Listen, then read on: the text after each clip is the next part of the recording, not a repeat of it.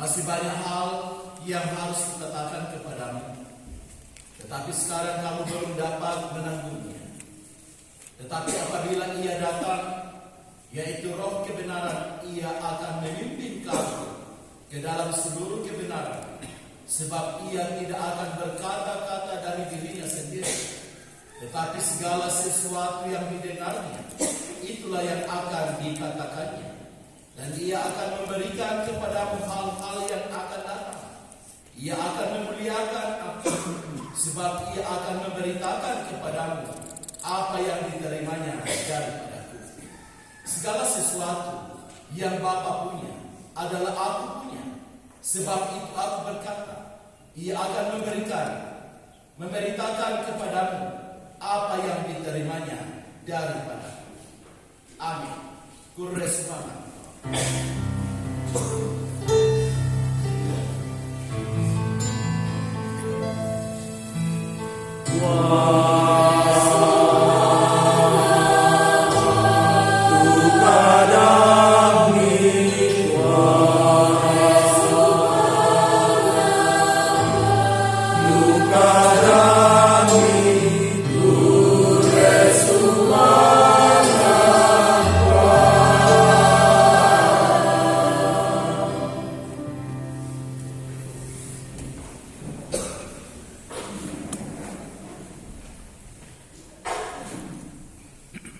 Shalom Bapak Ibu dan saudara-saudara, selamat bertemu di perayaan hari Minggu pada saat ini.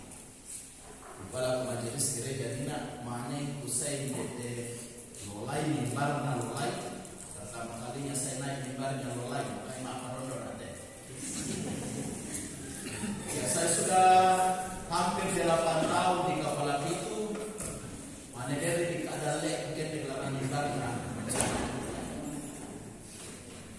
Mana di kakun male tu di takalia, boya, bongkok, dan seterusnya. Nah Bapak Ibu dan saudara-saudara, dari 4 pembacaan firman Allah pada saat ini oleh Gereja Toraja, kita akan dituntun dalam tema seminggu yang akan datang ini dalam kalimat siapa mendapatkan aku, mendapatkan dia. Minda-minda tu nampak anak ungkap utui katuan. Banyak orang bijak berkata hidup ini adalah pilihan. Dan bahkan banyak kalimat-kalimat yang menunjukkan tentang hidup ini. Tapi salah satunya ungkapan orang bijak, hidup ini adalah pilihan. Seringkali kita diperhadapkan kepada sebuah persimpangan, sebuah pilihan. Dan tentu pilihan yang akan kita tentukan itu memiliki konsekuensi. Tetapi sebagai orang yang memiliki hikmat, kita akan menimbang-nimbang umban atau keputusan bagi Allah, dan sedapat mungkin meminimalisasi dampak negatif dari keputusan ini. Yang betul aku tahu di kemah-kemah dulu di panganan di okor-okoran, tamane, mangau, makada dan seterusnya, karena memang hidup ini adalah pilihan. Bapak Ibu dan saudara-saudara, dari bahan utama kita pada hari ini dari kitab Amsal pasal 1 pasal 6 ayat 1 sampai 36. Di situ memperkenalkan hikmat, bahkan dikatakan bahwa hikmat itu berseru-seru di tempat yang tinggi, di tepi jalan, di persimpangan jalan, dan di pintu gerbang. Apa arti hikmat? Apa keyakinan?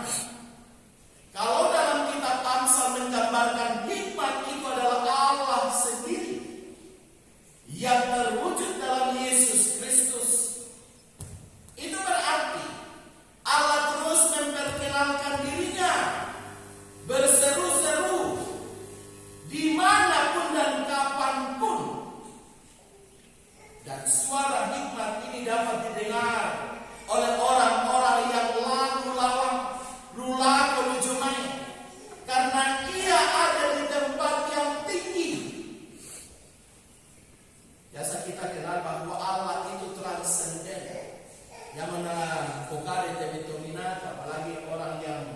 pintar berbahasa sastra Toraja, buang mata rumah gulu mana doma saudara doma tara lain do mambelang.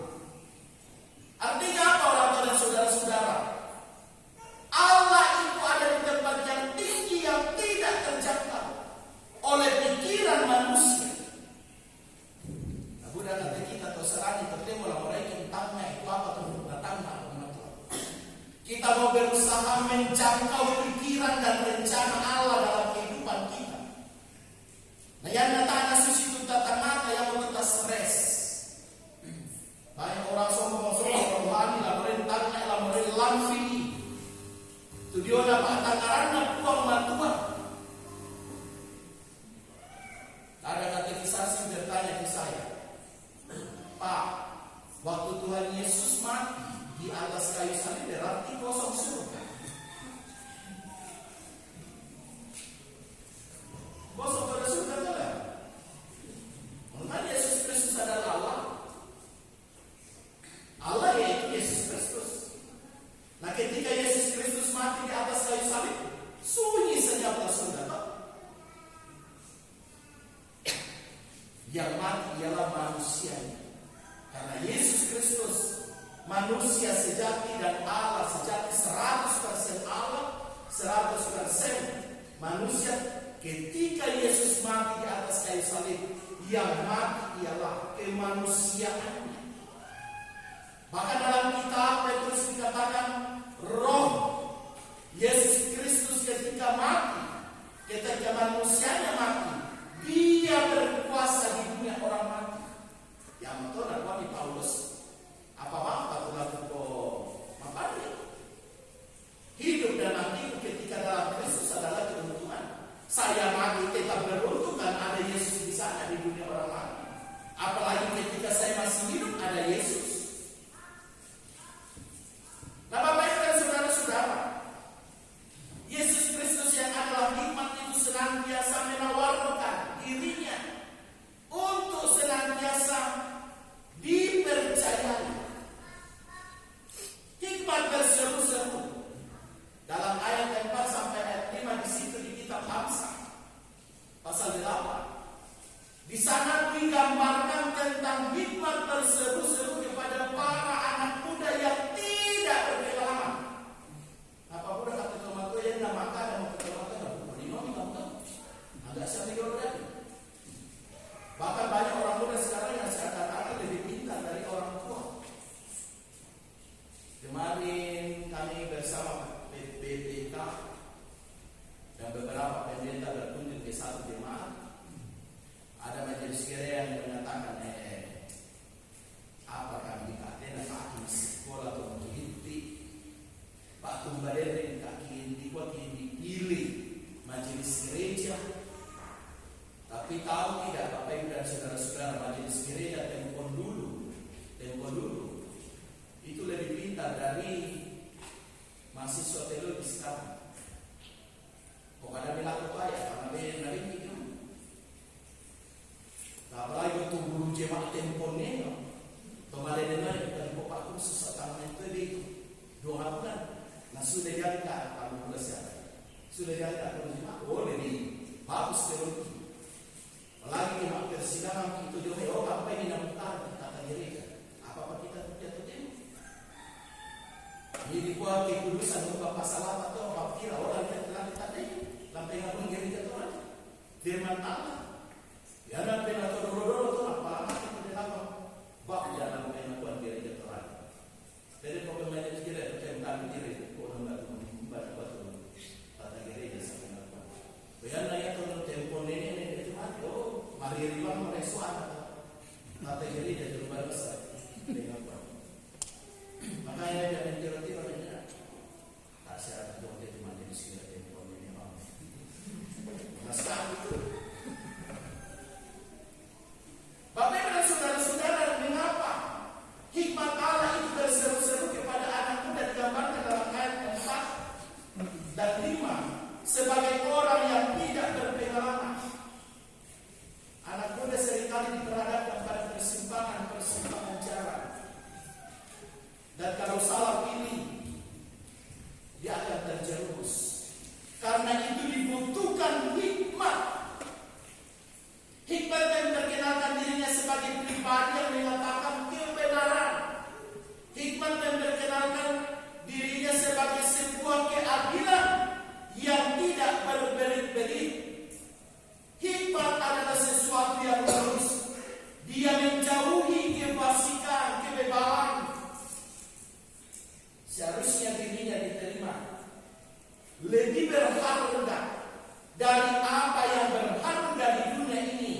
Misalnya perak, emas, bahkan permata dalam ayat 10 sampai 11. Hikmat kemudian berkata bahwa ia tinggal dengan kecerdasan serta memiliki pengetahuan dan kebijaksanaan. Biasa dirani tu dalam memiumbah susu-susu atau kita anak kita kinam satu dengan dibolu. Miumbah dapat susu makanan atau S1, S2, S3 dan seterusnya. Apakah anak ambika kinam?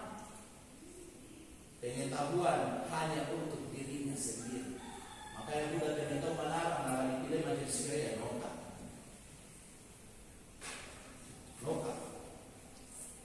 Mengapa? Mata aku benda. Terus majelis gereja dan jemaat ini bisa melayani oleh satu orang pembantu ini. Datang di bidang satu banyak masalah yang paksa majelis gereja mengenai sekolah minggu. Saat waktu itu kurang urus sekolah minggu. Jadwal majelis gereja. Mana bisa dan minggu depan baik.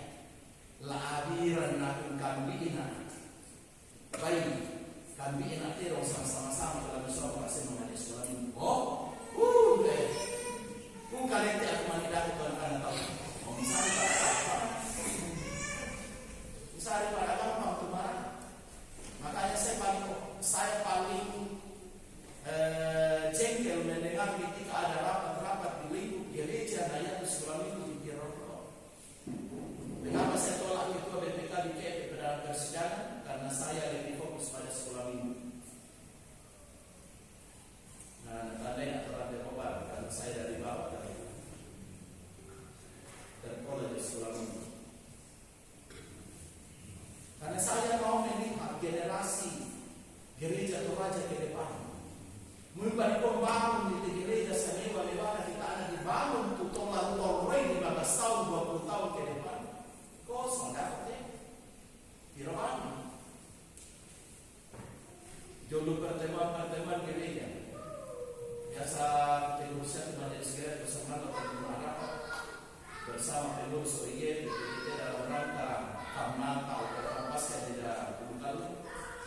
Otonomas atau apa majelis gereja.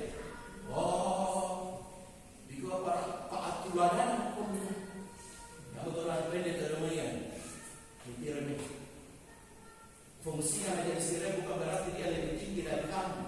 Tapi di Popano pendeta melihat ajaran dan untiro pemikiran saya. Kamu tahu biasa terima ibadah maka tak saya karena las-las. Apabila dari majelis gereja di apa dan didoakan. Tak saya kata malas-las sudah sektor. Masya nampak lalu aku di rumah sakit. Kira kalau talung Allah. Sampai aku itu di bawah mereka sembahyang kalau tak siap.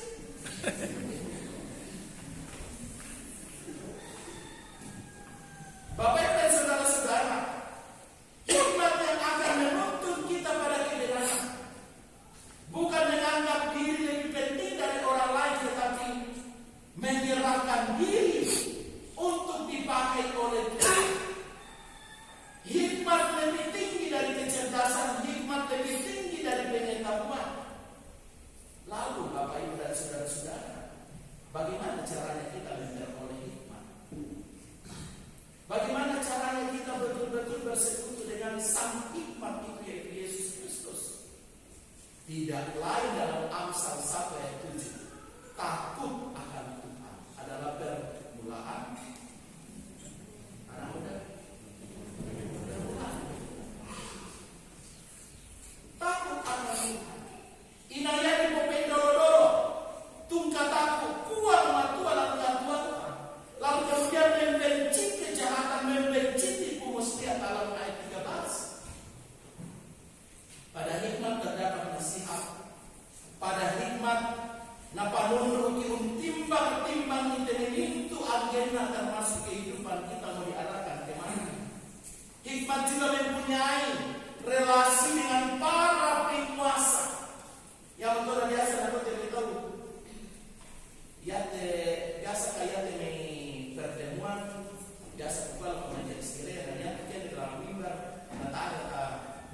itu unasa bisa kende dalamnya. Itu mahkota karena itu adalah talenta yang Tuhan anugerahkan. Tapi yang ditemani pendeta kiri rambut solo rambut tu kak minta misal kayak kelebihan itu. Jadi kata pendeta mau kamane diikuti rambut tu karena suap lagi kita mendoa dan komite ditungkan Tuhan Allah no yo malasum. Mano orang ta makasa mangal biasa bisa bantu pandita lalu tak teman. Masih syarat untuk pandita. Tuhan, tak mana sih sahabat taman tak teman itu. Dan dituntut juga dari palu sampai ini. Misalnya karunia itu bisa setia pada panggilan dari orang atau jemaat ini maka melayani sepanjang najwa tak kubiran lagi mas sampai minggu awal sistem. Cuma jadi sekiranya tapi luar biasa kesetiaannya, luar biasa ketekunannya. Misalnya kau yang hikmat nam itu. Dan juga yang tahu tak ada nama-nama apa tak ada nama-nama menani payah dan sada tak rasa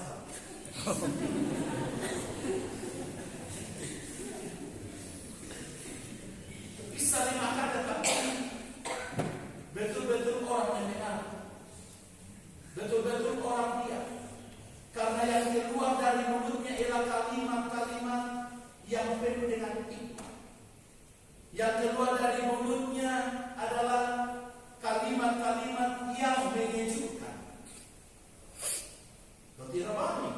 Ya tentu tak mana nala bagian apa dan seterusnya. Nah, tiba-tiba tak sepas ini datang. Dan dulu yang cepat atau talenta bisa menarik perhatian orang sehingga walaupun tak ada macam tapi tidak ada dua yang kita tidak asing, tidak ada lu tidak asing. Nah, Bapak Ibu dan saudara-saudara, supaya kita tetap berada dalam ketakutan kepada Tuhan, terus membangun hubungan dan relasi kedekatan, membangun persekutuan hubungan yang akrab dengan Sang Hikmat itu, sehingga Dia juga akan memberikan kelimpahannya. Dalam Yohanes 16 dikatakan Dia akan memimpin. Dia juga akan memuliakan.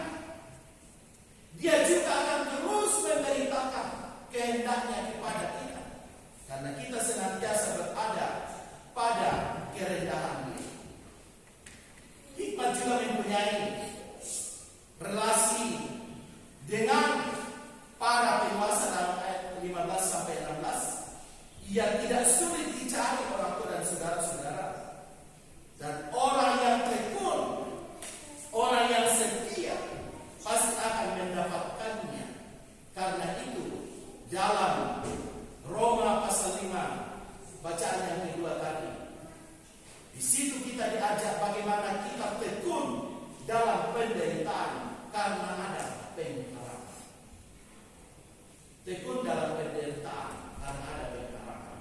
Yang bisa menuntun kita tekun dalam penderitaan ialah hikmat. Biasa kuat. Pantan Joy di Banuan. Tak ditandai langgar kota tetap. Joy Krisalianto kami kata senyum-senyum. Tidak tahu ketika kita berada dalam kamar tidur, mungkin kita berlinang air mata. Pantan Joy di Banuan. Pantan Tore di Tuhan. Dan itu tahu si Torotang potennya ada dalam rampoi, tapi tetap tenang. Mengapa? Karena dia punya hikmat. Ada ketenangan jiwa, ada ketenangan batin, dan itu luar biasa. Anugerah karunia Allah yang diberikan melalui tuntunan hikmat. Hikmat yang akan menolong kita menjalani hidup ini dalam ketekunan walaupun kita menderita. Hikmat yang akan menolong kita untuk tetap kuat dalam iman karena kita punya pengharapan bahwa Allah akan senantiasa. Karena itu marilah kita menyadari bahwa begitu pentingnya kita mempunyai relasi dengan Allah Sang Hikmat itu. Bahkan kita harus mementingkan hikmat lebih daripada yang berharga di dunia ini. Hanya mereka yang memiliki hikmat yang akan berhasil dalam kehidupan ini dan memperoleh kemuliaan dari sang hikmat itu. Amin.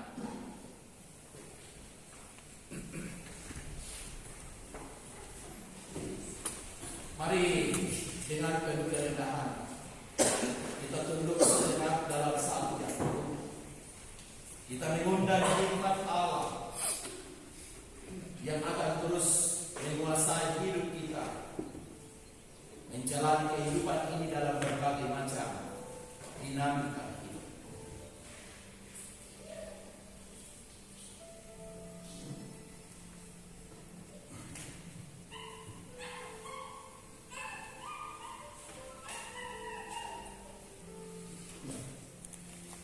Sebelum kita mendengarkan doa terjemahan